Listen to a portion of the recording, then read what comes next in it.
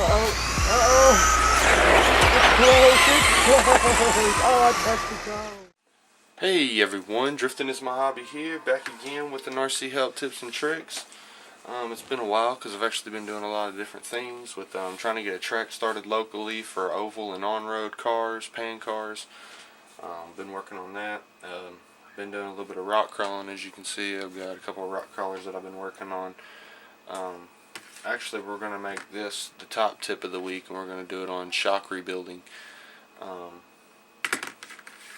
suggest, if you're running competitions or racing, especially when you actually want to change out your shocks and rebuild and make sure that you get everything. I mean, that ain't just for the shocks, that's actually for the whole model, but just specifically this is for this top tip is actually for the shocks. Is actually to check everything, and the top tip is how you know when to change your shock oil. Well, the best way to tell is if you pop off the top off one of your shocks. Let's see here. I suggest taking the shock and gripping it with a pair of pliers, as you can see. This is just a regular Traxxas shock right here. It has what we like to call the collars. It is using collars, of course. As you can see, the collars. It is using them.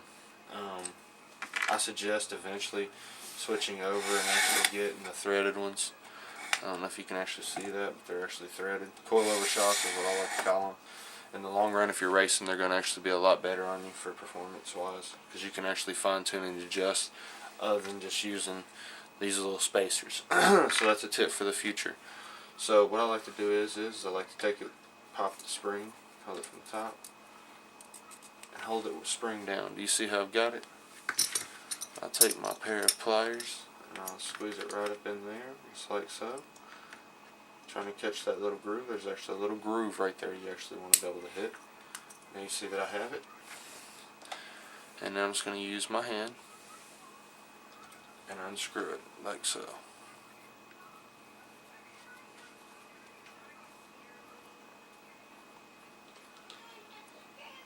Now you see that I have the bladder cap inside.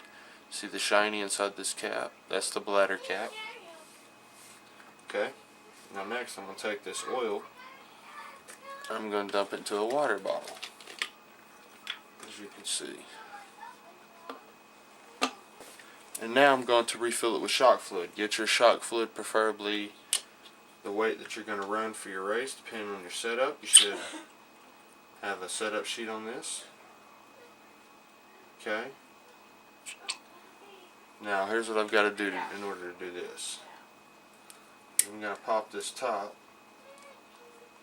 and release this tainer off the bottom, and that'll release the spring in order. Okay, so now what I have is this, and now this is what I like to call the spring retainer, as you can see. Okay, and then of course we have what I like to call the spacer.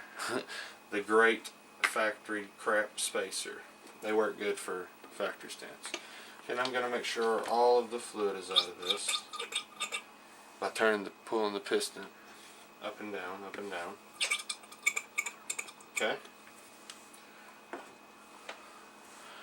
In turn, now we have everything seems to be good. No bends on the shaft or nothing like that. Okay, so next I'm going to actually get my fluid right here, and I'm actually going to pour it in.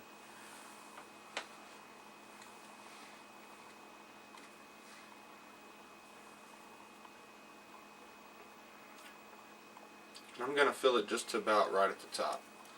And now the next step is very crucial. Check me out. You got to actually bleed this. I have to do it slow at first.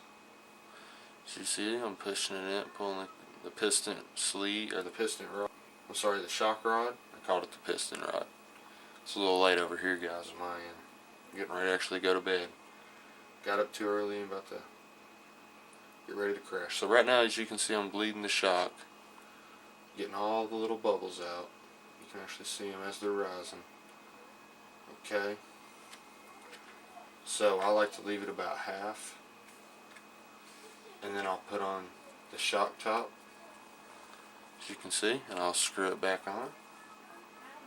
And I'll do this hand tight for now, because as this is working, it'll still release some bubbles. Okay, the next step for this is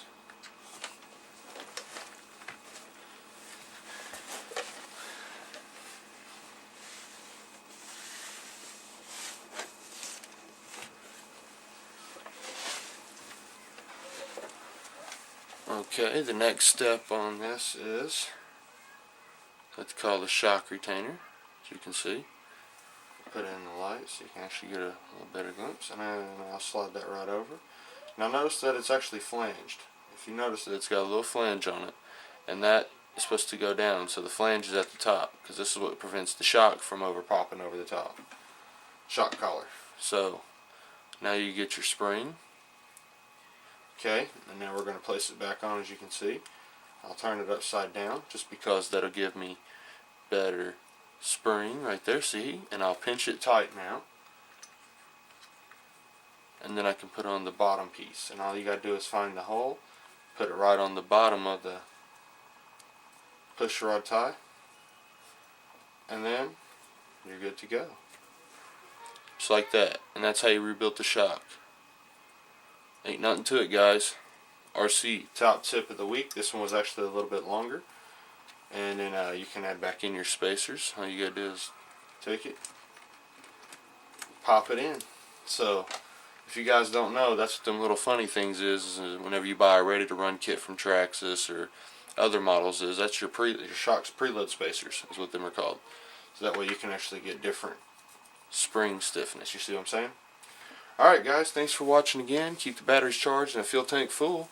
Tune in again. I have a new DVD coming out, and actually again on the rock crawling stuff. We'll check that out real quick. Factory stock actual X10 right here. I have another one. I'm actually putting weights in the wheels and doing other things. This is another one with dig and all the good stuff on it. It's juiced up. Thanks again guys for watching. If you just now tuning in for the first time, don't forget to subscribe, check it out. More stuff on crawling in the snow and all kinds of things coming. Also plus the DVD. So check back. Thanks again for watching.